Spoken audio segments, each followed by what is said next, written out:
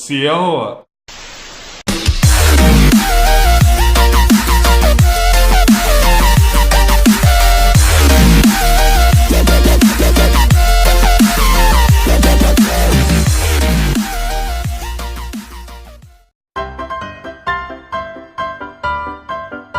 หนึ่งคุกกี้ไม่นกแก้วสวบคุกกี้เข้าไปมันสิเฮ็ดให้นกตายได้ No สองนกนางยืนได้เฮ็ดให้มันนั่งได้หรือยืนได้ต้องเฮ็ดให้มันเสื่อมก่อนโดยการให้ซีดเขากิน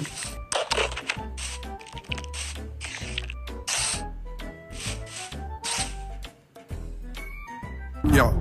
Percocet, Miley Percocet, Percocet, Miley Percocet, Percocet. เสียวอ่ะ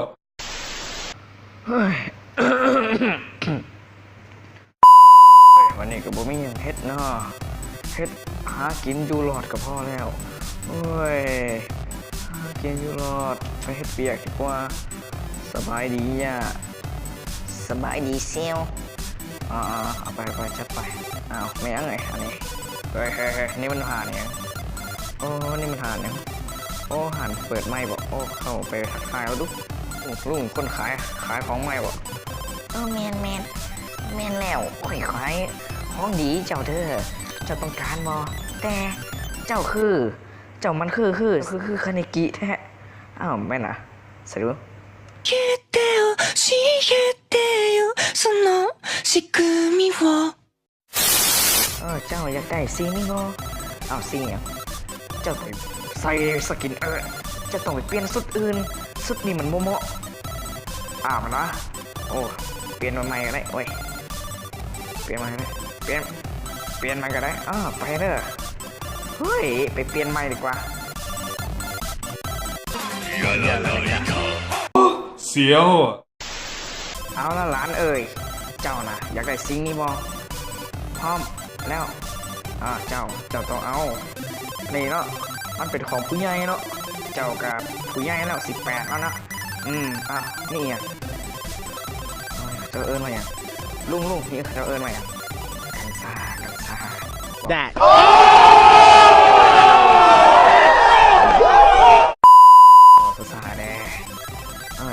ได้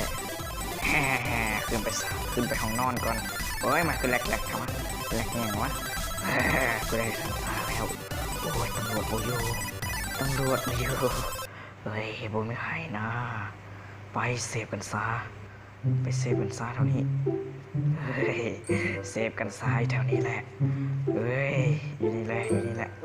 เอาเสพตอนนี้ยังไม่ได้นอนเลยจะ10 โมงเช้าก็พี่ไม่เคยเรียกปล่อยอ้อมยาวมีสมุนไพรแต่ไม่ได้เล่นยาก็แค่เห็นลายของใครมันเด้งมาฉันจำได้แค่เพียงได้เห็นหน้าเจอคนแบบคุณก็รู้ความเป็นมาแค่อยากจะรู้เธอจะทักหรือยังไงก่อนนั้นก่อนเราไม่คุยแต่เธอหายไม่เห็นลายเธอนั้นก็หายไป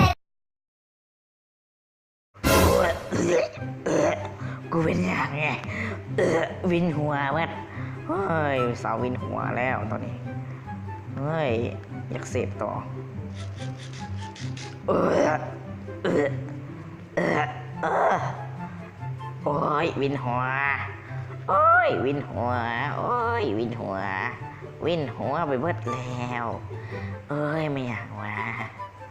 นั่นมันโตอีหยังอยากนอนแล้วเว้ยภูเขาเลย Happy feet, one more combo. That ain't Falco.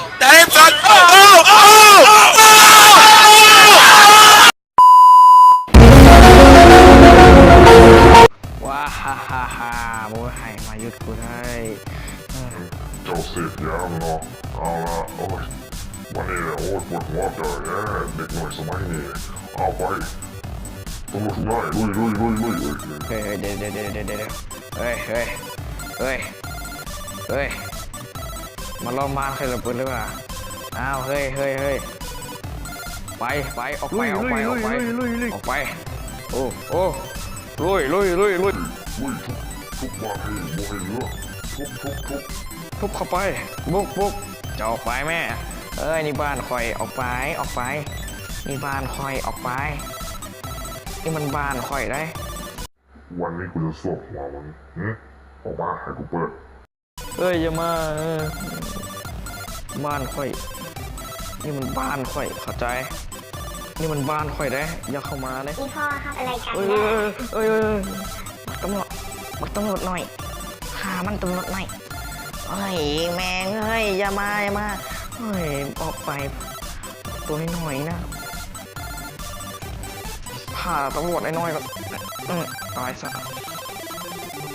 ตำรวจง่ายมาเลยค่ะตำรวจง่ายแล้ววุ้ยจับเราอย่ายืดยั้ง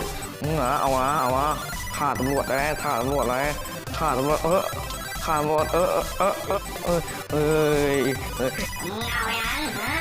มึงนักเลงฮะ